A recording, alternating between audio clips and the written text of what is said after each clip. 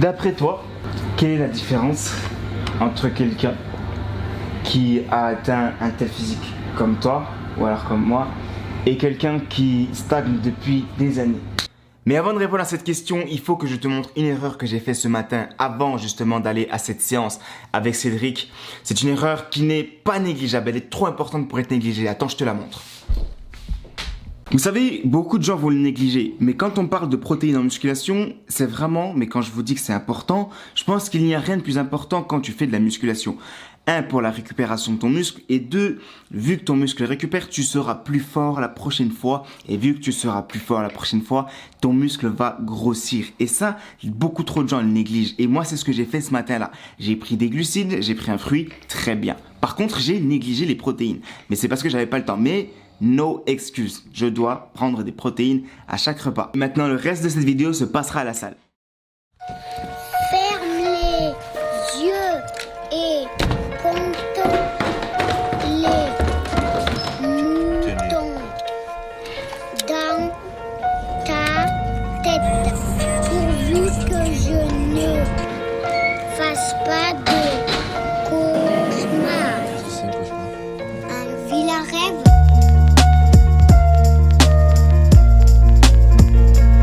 Ça fait combien de temps que tu fais de la musculation?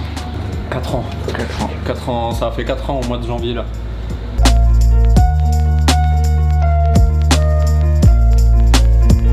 J'ai une simple question à te poser par rapport à tout ce que tu vois en salle et des gens que tu côtoies, qui font de la musculation. D'après toi, quelle est la différence entre quelqu'un qui a atteint un tel physique comme toi, ou alors comme moi, et quelqu'un qui stagne depuis des années?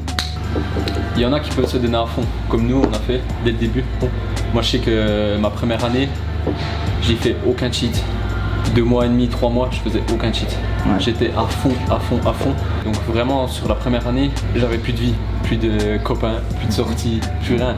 Et c'est ça qui a fait la différence je pense. Parce que quelqu'un qui stagnerait, du coup, qu'est-ce qu'il ferait lui, d'après toi? Il serait pas comme nous on a été les deux à vivre pour la muscu.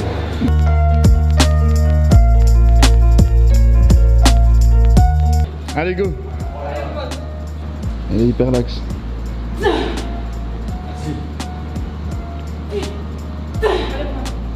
Je vais pas en faire 6. Allez, go. 3. Tu peux 6, tu peux 6.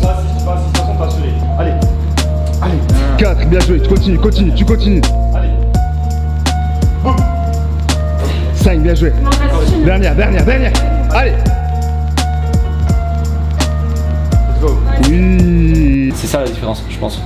Quelqu'un qui vit et quelqu'un qui fait de la muscu mais qui vit aussi à côté et c'est quand même une bonne chose. Et moi je me rends compte maintenant aussi après 4 ans que c'est bien de la muscu mais il faut quand même pas tout mettre de côté à cause de ça. Encore. Allez, énerve-toi un peu. Là. Excusez-moi. Venez par ici. Excusez-moi, vous êtes fiers de ce que vous venez de faire là ou pas? Vous savez ce que j'ai envie de dire? Non, monsieur, je vous parle, s'il vous plaît. Vous savez ce que j'ai envie de vous dire là? Si vous avez un minimum de respect pour vos abonnés, vous recourez sur cette putain de machine, vous m'en faites 3 au moins. Oh, pas de corps. Montrez-moi c'est un peu ce que vous avez là. Non, mais on est où? Pour les abonnés, ça, s'il te plaît. Respecte un peu. Allez, 1. Encore. 2. Et 3.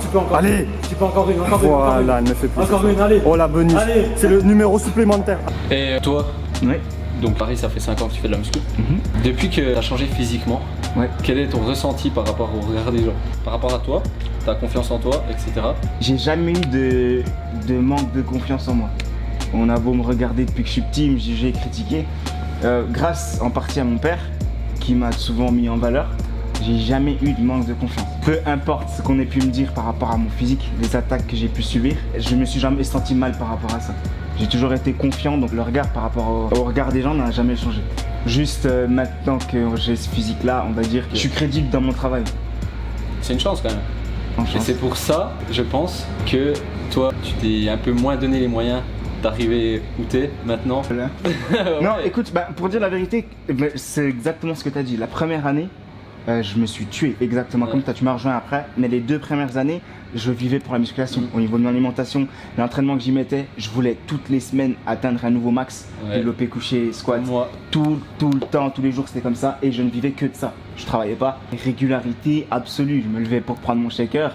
Avant de dormir, c'était obligatoirement prendre des protéines tout le temps. Et ça, bah, comme tu l'as dit, très bien dit, ça fait une énorme différence. Et ce que veut dire Cédric est totalement vrai. Comment est-ce que quelqu'un qui fait les 3-8, qui travaille 8 heures par jour peut fournir les mêmes efforts que quelqu'un qui est au chômage sur 1 an, voire sur 2 ans? C'est pas possible. Est-ce que je suis donc là en train d'insinuer que nous avons un physique de chômeur? Je vais dire non, mais il va falloir plus de temps à quelqu'un qui travaille que plutôt quelqu'un qui passe sa vie à faire que ça. Son repos, c'est ne rien foutre chez lui, regarder des vidéos de musculation, alors que le repos de quelqu'un qui travaille, c'est juste dormir après la fin de son service. Et dans cette histoire, tu rajoutes à ça le facteur génétique, et c'est incomparable. Mais après, la dernière règle, et celle-là qui n'est non négligeable, c'est qui est la personne qui te guide? Quel est le lien que tu as avec la personne que tu suis? Est-ce que tu fais confiance à cette personne? Si tu as un coach, est-ce que ce coach est toi? Est-ce que tu respectes ce que le coach te dit de faire? Si c'est un youtubeur que tu suis, est-ce que son physique révèle de ce qu'il dit? Est-ce que son passé révèle de ce qu'il dit? Il y a tout ça qui rentre en jeu. Et ça, je pense que dans tout ça, tout ce que je viens de dire, c'est sans doute le point le plus important. Parce que si tu écoutes vraiment à la lettre ce qu'on te dit, que ce soit dans les vidéos ou que tu es un coach, en général, tu peux quand même avoir un très très bon physique. Bon, c'est pas le tout, mais là, Cédric m'a invité à manger avec sa copine et j'ai faim comme pas possible, je sors de la séance.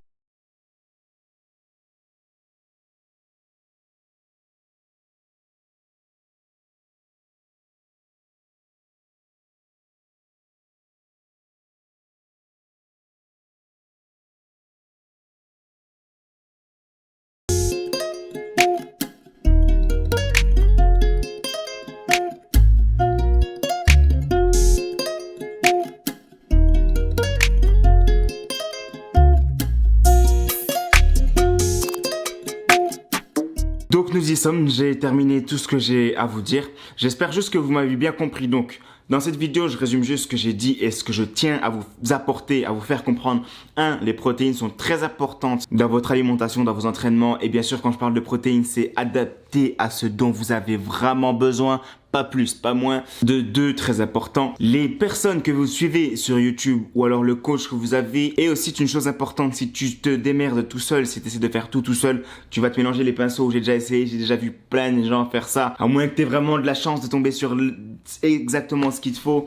Mais en général, essayer de s'en sortir tout seul quand on commence la musculation ou quand on fait de la musculation, c'est assez compliqué. C'était censé un vlog où j'allais parler des pectoraux, mais j'ai préféré vous apporter une information sur votre mental, sur la façon dont vous pensez dans le monde de la musculation plutôt que vous parler d'un muscle précisément. Je vais vous faire une vidéo sur les pectoraux précises et ce sera une vidéo professionnelle. Je ne donnerai pas de date pour pas avoir de problème, mais cette vidéo sera faite. Les vlogs sortiront toujours le mardi à 18 h. Ça, il y aura aucun problème. Et je vous donne rendez-vous à mon prochain vlog. 25, 35, 45, là c'est quoi? Là c'est quoi? Polo boy, BK boy. Niggas think it's credit, but it's debit. Hit that shorty once and I forget it. Big boss, you better recognize. Might go Rick Ross with the curly fries. Les gars, je fais pas de pub, mais n'hésitez surtout pas. Voilà. Patrick Furab sur Instagram, n'hésitez pas. Voilà, je suis là, regardez. Excellent, franchement c'est génial, il y a plein de choses à voir, c'est trop cool, on passe du bon temps, n'hésitez pas, la petite promo est passée, merci à tous. Donc c'est... Oh les petits gants, ils sont trop mignons. Mouvement circulaire de l'épaule, très intéressant ici. Vos ressentis pour l'instant. Comment ça se passe? La grimace. L'intensité, mais l'intensité, gros zoom. Allez, nickel. Donc si je comprends bien, je m'échauffe à 10 kg, tu t'échauffes à 20, c'est ça? Nous nous retrouvons ici avec, je sais pas si vous connaissez la chaîne M6, mais quelle question. Nous avons ici un candidat de le sens de l'effort, il est là. Mon bro. La dernière fois j'ai fait 8 à 35. Et t'en as chié comme jamais? Non, ça allait. Je pense 40, je peux faire 6. Au revoir. On continue l'échauffement, de toute façon. Hein? Ah! Donc là tu t'échauffes à 30 si je comprends. Ok. Quelle essence!